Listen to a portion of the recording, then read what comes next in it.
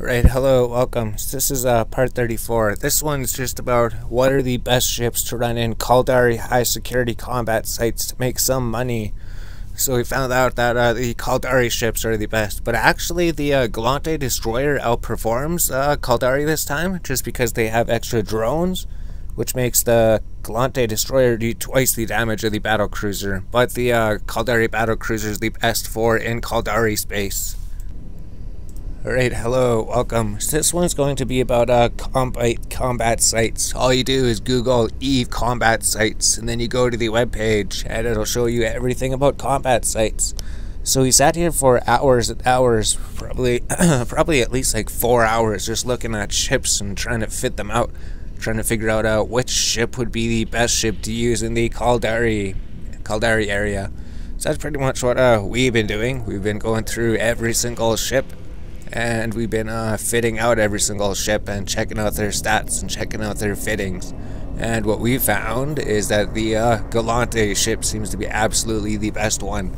So like we've fit out these destroyers, we fit out the Minotaur destroyers. So the Minotaur destroyers might be the best in Minotaur space. If you're running if you're doing combat sites in Minotaur space, maybe the Minotaur destroyer would be the best one to get. And maybe the Minotaur cruiser as well, or the battle cruiser. Yeah, we don't use cruisers. Pretty much for combat sites, we go to destroyers and battle cruisers. So just those two tiers of ships, because we can see here. So we already added the explosive resistance shield. All right. So we know if we're in Minotaur space, they're going to be doing mostly explosive damage for those places. So if we're using something that does shield tanking, I guess Caldari does shield tanking too, but these guys do explosive damage. Yeah, I guess that makes sense. So Minotaur would be the best ship for running in their space, because they'd have 65%, which is this one shield on. So we got this set up. Maybe if we move to do combat sites in Minotaur space, we'd use this ship. Maybe if we're doing combat sites in Amara space, maybe we'd use this ship or this one. One of these two ships. We're still not sure yet. Still not sure yet. I think it is this one. This one's the ship we use. Pretty much, if you go to these ships, you're going to notice one of the destroyers has a free slot for a core probe launcher. So it's pretty much just so you can put a core probe launcher on there. So there's the Amara ship, there's the Minotaur ship, and then we'll go through the Caldari ship, and then the other one. So you can see it has a free spot. It has 7 spots for turrets to be put onto it, and then 1 empty spot for a probe launcher. Same with the Cormorant. So the Cormorant, you think it would be the best one for Caldari space, because it is the Caldari ship. Maybe it is pretty good, but it's just drones. Drones bring up the damage so much. This thing would have more survivability. It would have more survivability, right? It could shoot from 36 kilometers away. And it has a passive shield of 10 hit points every second. And it has the shield booster as well. So being able to be so far away. And it has this signal amplifier. Because in Caldari space, they're going to be using ECM jammers, so we need a sensor strength bonus. So we could actually put a sensor strength bonus there, but then there's nothing to put on here.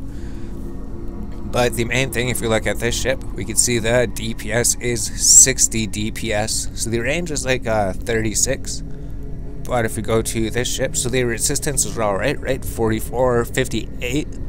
But the weird thing too, or the different thing, so we'll just go into this ship, just so we can right click these and show information. It's pretty much like all the other destroyers, or most of them. Most of them have like resistances like this. 45, well it's like 35, 25. Huh.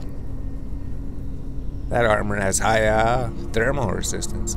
Alright, so we still always learn new things. But if we show information about this, it'd be like 35, 35. So that's alright, because the shield resistances of the other ship, what was that? Shield resistance is what? 20, 40, yep. Because you know, if we go to this webpage here, we know that if we're doing Caldari space, we're going to be running into Krista pirates, and it shows that the damage 2DL is kinetic thermal, which Caldari does, and Galante also does kinetic and thermal because they use the exact same weapons actually, and the damage to resist is mainly kinetic and mainly thermal, right? And if we look at the Caldera ships, these ships resist mostly kinetic and then thermal. Exactly what you need to resist in Caldari space for the missions. So I guess that is something. It's like an extra 5% defense.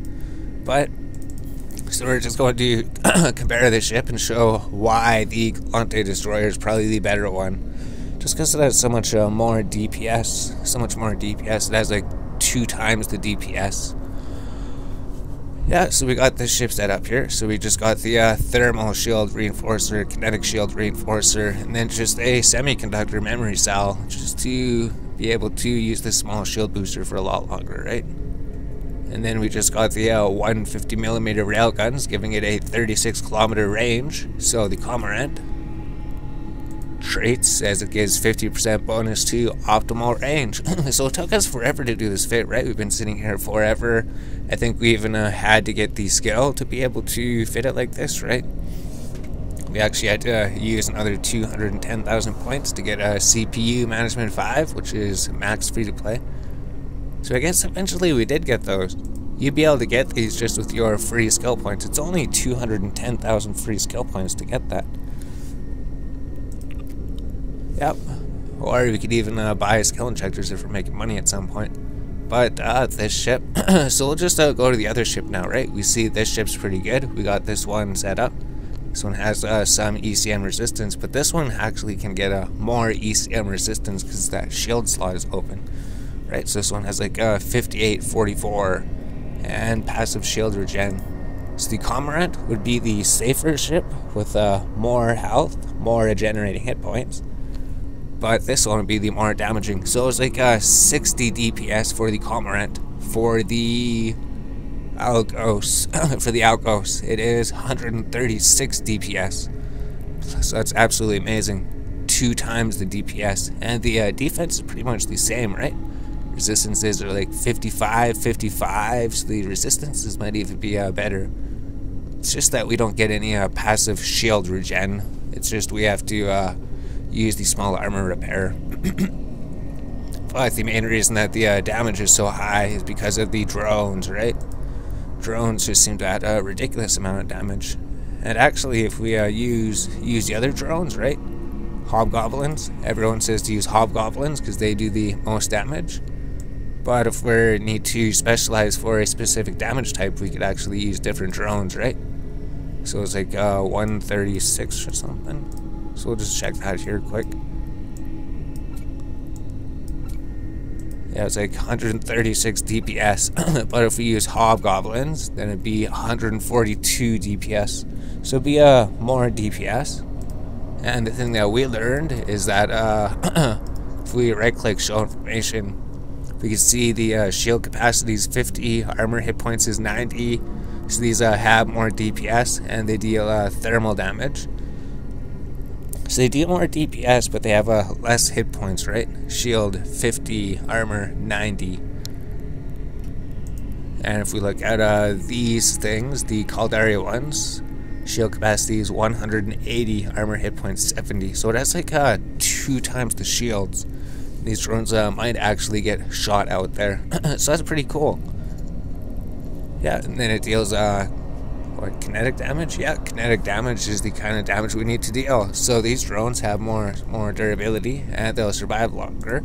And they're the damage type that we need in Caldari space. So ignoring the little DPS increase, we could use Hornets because they would be doing more DPS because they're doing the right damage type as well. So we'd use Caldari drones in the Caldari space. Oh, that's right, so we're looking at the DPS. So normally it's like 41 DPS. 41 DPS without the drones. The Cormorant was 60 DPS. So the Cormorant can't actually have drones. So it seems to be a huge drawback of this ship. So the drones can attack from like 40 kilometers away, or at least you could send them to go attack from 40 kilometers away. So the Cormorant has no drones at all, so it'll be 60 DPS, and you have to actually target these ships. I guess another cool thing about drones is that they just do their own thing, right? You send the drones out, they go attack whatever ships is attacking you, and they just do their own thing. You don't have to do anything. You don't have to target ships or anything. But this ship by itself would do less damage because it has less turrets, and it doesn't actually have a damage boost like the other one does. This ship has bonus to drones, hit points, and damage. So usually Caldari would even make this hit points modifier be better. Yeah, bonus to small hybrid turret tracking speed, and bonus to drone max velocity. So it's even benefits from having drones in it, and it could have lots of them. So we could see 141 pretty much raises the damage by almost 100 DPS, right? 136 DPS. So the drones by themselves are almost like 100 DPS. So that's why we choose the drone boat. And why does it have to be a destroyer? Pretty much because these missions say you can't go in anything higher than a destroyer, right? If we're on the combat sites, we scroll down to unrated complexes. So these ones you're going to have to scan down. If we're looking for Krista Pirates, we could check out the Krista Hideout, Krista Lookout, we could check out the Watch, and we could check out the Vigil. So you have to scan down these sites. Yeah, so here's the Hideout. So here, there's no restrictions, right? They're going to do target jammers, right? They're going to do target jammers when they attack you. Target jammers. So that's why we have this thing, the sensor booster, with the script that helps against those two, right? Show information, sensor booster, sensor strength bonus, description, and sensor strength. And if we click on the charge that we got, right? I guess let's just go back. Here's the sensor booster, and it's used with these charges, right? ECCM script. So we don't need any scan resolution. We don't need to lock onto the targets faster. We don't need any targeting range. We could really target from 48 kilometers away, and our drones can attack from 40 kilometers away, and our range is only 16 kilometers on the actual ship. But if you show information about this thing, it says that it helps counteract ECCM. So if we're in Caldari space, we're running combat missions, they're going to be trying to jam us. Oh, they're going to be trying to warp scramble us too, but that shouldn't be any problem. We'd see a lot of the missions, they're just going to be doing target jammers. So as long as we have this thing with the ECM script, they won't be able to break our target lock. So we'll actually be able to keep locked onto people. Those missions are so annoying if you don't have this thing, right? You fly to the mission, and then you're locked onto everything, and then you're suddenly only locked onto one ship because your target locking is jammed. So this thing's perfect for Caldari space. Yeah, so I think we're almost done here, right? We went over the ship. This would be the destroyer. Oh, okay. So we're looking here, right? So we can see here's pretty much the tier of it. So the Hideout would be the easiest one, the Lookout would be the second easiest, Watch Out would be more difficult, Krista's Vigil would be more difficult than that one. So if we look at the Hideaway, the easiest one, we can see there's going to be a 1 frigate, 1 to 2 frigates, 2 to 3 frigates, 2 frigates, maybe 1 commander frigate that drops some faction modules or tags. So this should be really, really easy to fly in the destroyer. And then the main reason we want to fly in the destroyer is because of these ones, right?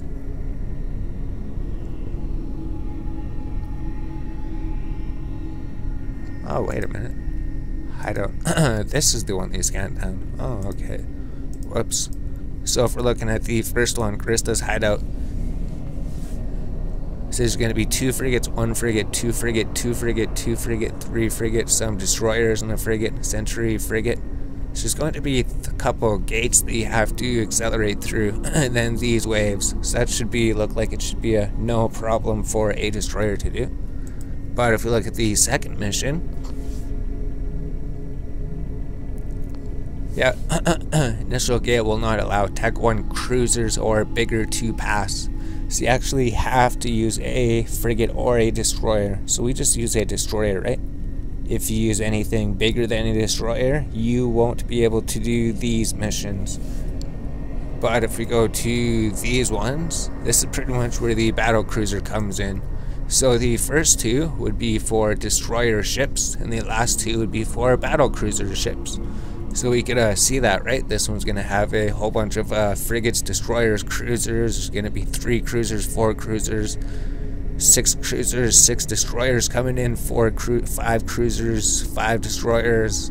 Could be like 10 destroyers, 3 cruisers coming in, 6 cruisers, 3 destroyers, 4 cruisers, 1 battle cruiser, 3 elite frigates coming in at the end.